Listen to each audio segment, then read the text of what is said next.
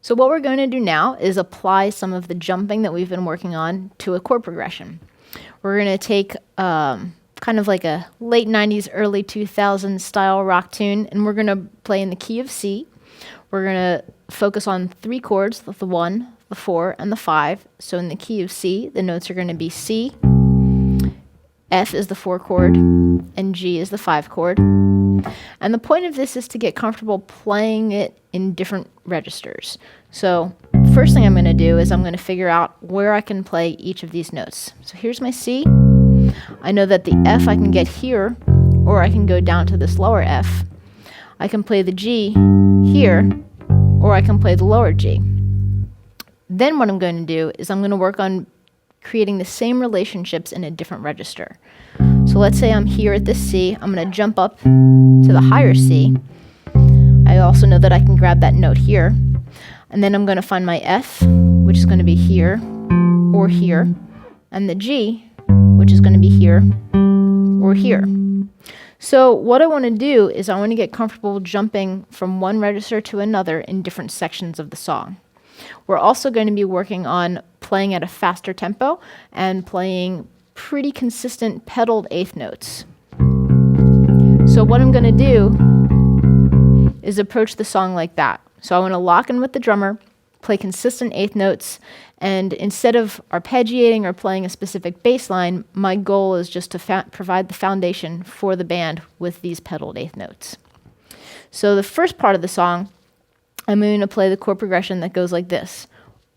C for 1 bar, C for 1 bar, G for 1 bar, and F for 1 bar. And I'm going to do that 2 times through. So it's going to sound like this.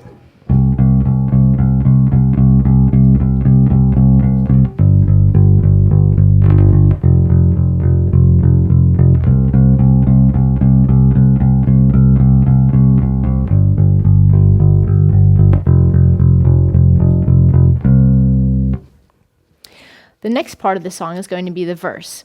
The chords are going to be the same, but the order of the chords is going to be slightly different. In this situation, I'm going to play the 1 chord, the 5, the 4, back to the 5. I'm going to play this pattern 4 times through.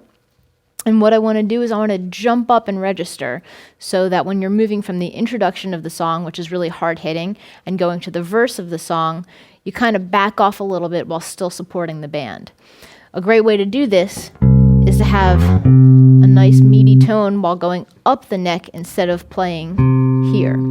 So you can hear the difference in the tonal quality of the note when I play the C here versus when I play the C here. So the goal is, again, to work in going from one register to another. So here we go. We're going to play the chord progression 1, 5, 4, 5 in this higher register.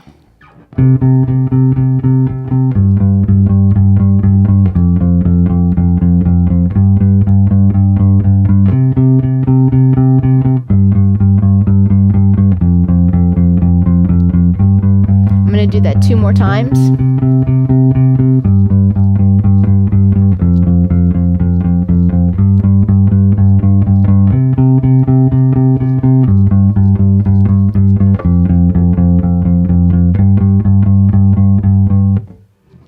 After I play through the verse, I'm going to go to the pre-chorus.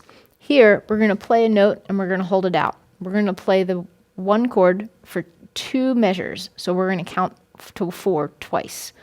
1, 2, 3, 4, 2, 2, 3, 4.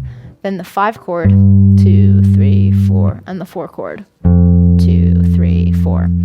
Then we're going to do a descending slide to get to the chorus.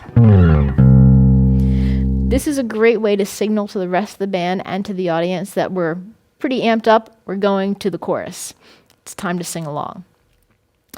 Now that we're here in the chorus, we're going to play the 1 chord for 2 measures, the 5 chord, and then the 4 chord. And we're going to do that section 4 times through.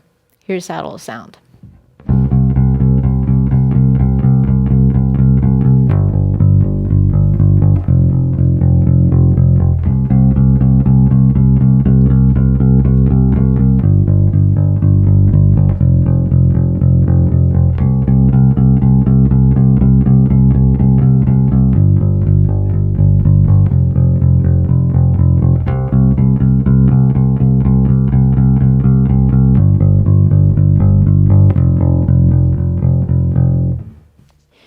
Now that you've played through the chorus, we're going to jump back to the verse, and we're going to play through the form verse, pre-chorus, chorus.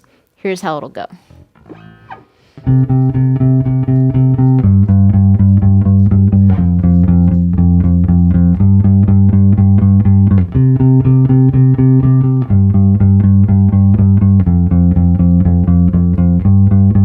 going to do this 2 more times.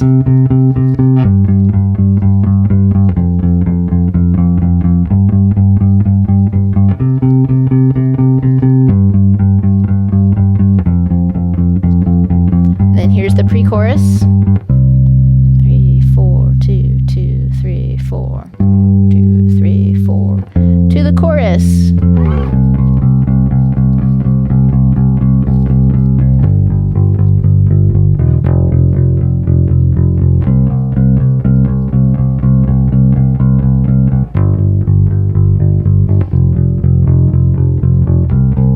Again, 2 more times. Here's the last one.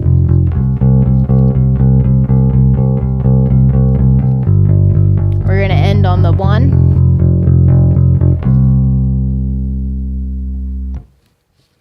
So those are all of the sections for the song. Now let's try playing along with the backing track.